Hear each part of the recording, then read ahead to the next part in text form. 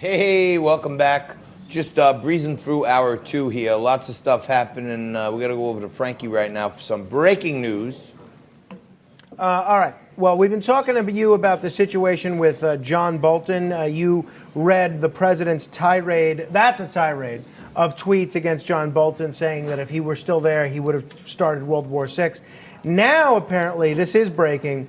The White House is saying that John Bolton's book contains top secret information, and they're now trying to stop the book from being published because they claim his book, The Room Where It Happened, a White House memoir, contains top secret information. All right. Well, it looks like there's more to be told on the story of the Bolton book, and there's a lot to be told on what's happening in Washington. Let's cut in on the U.S. Senate, where they're in the Q&A. Senators can submit questions in writing, and it's happening right now down in Washington. Let's take a look what's happening down there. Clear and convincing evidence failed to prove it at all, in my opinion. Thank you. Thank you, counsel. The senator from California is recognized. Thank you. Mr. Chief Justice, I send a question to the House managers.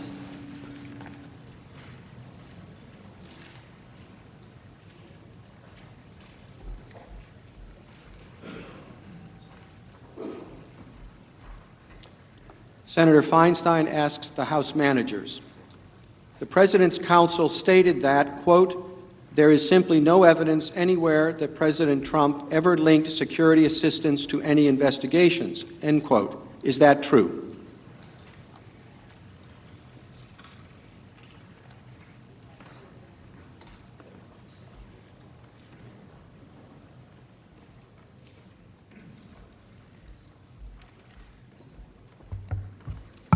Thank you, Mr. Chief Justice, and thank you, Senator, for that question.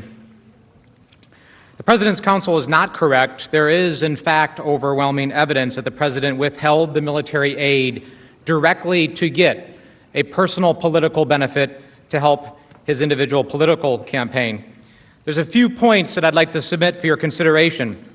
First, look no further than the words of the President's acting Chief of Staff, Mick Mulvaney, who on October 17th, 2019, during a national press conference, mentioned, quote, or he was asked about the direct connection between the aid, and he said, quote, did he, meaning President Trump, referring to he, quote, also mentioned to me in passing the corruption related to the DNC server? Absolutely, no question about it, but that's it. And that's why we held up the money, end quote. He was repeating the President's own explanation relayed directly to him. Second, Gordon Sondland testified he spoke by phone with President Trump on September 7th. The President denied there was a, quote, quid pro quo, but then outlined the very quid pro quo that he wanted from Ukraine.